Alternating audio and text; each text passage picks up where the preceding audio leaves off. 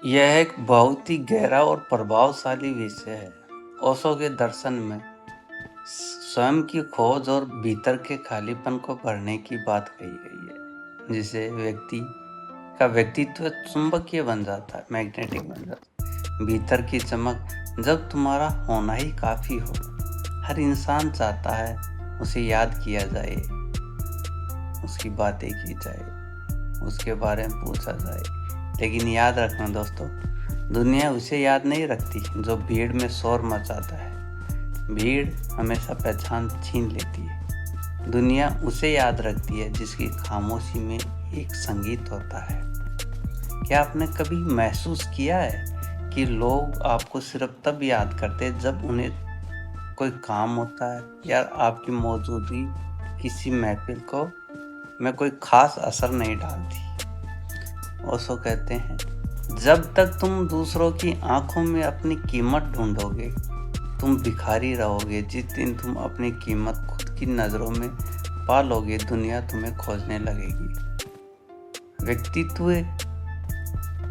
Versus presence.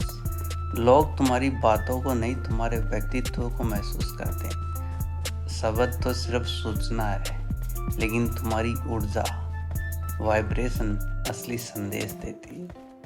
Osho का एक बहुत ही प्यारा विचार है, भीतर से बदलो।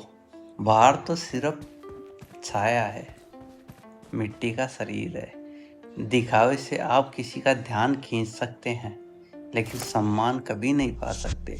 सम्मान उस गहराई से आता है जो आत्म साक्षात्कार, सेल्फ अवेयरनेस से पैदा होती है। जब आप भीतर से शांत होते हो, तो आपकी उपस्थिति दूसरों को सुकून देने लगती है। लोग आपके पास इसलिए नहीं आते कि आप उन्हें कुछ देंगे, बल्कि इसलिए आते हैं क्योंकि आपके पास होने से उन्हें खुद की बेचैनी कम महसूस होती है। आपकी पॉजिटिविटी उनको असर डालती है। आत्मसम्मान और ऊर्जा का रूपांतरण।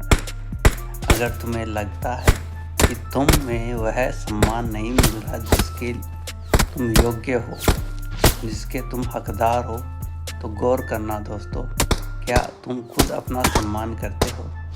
जो व्यक्ति अपनी ऊर्जा दूसरों को जाया करता है, वह अपनी कीमत खो देता है। की पॉइंट है जैसे दूरी की कला। हर व्यक्ति मौजूद होता है, उसकी कोई कमी महसूस होती ही नहीं। मौन की शक्ति, कम बोलो लेकिन जो बोलो उसमें वजन हो। ओशो कहते हैं, मौन से ही तो शब्द पैदा होते हैं।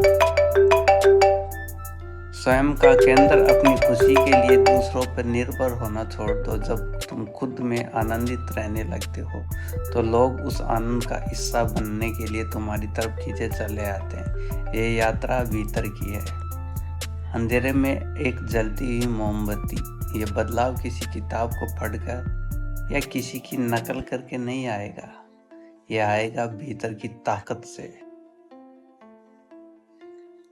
भीतर से जगाने से। यह खुद को पाने की यात्रा है। जब तुम दूसरों की भीड़ से हटकर खुद के साथ बैठना सीख जाते हो, जब तुम्हें अकेलेपन में नहीं बल्कि एकांत में मजा आने लगता है, तब तुम आकर्षक बनते हो।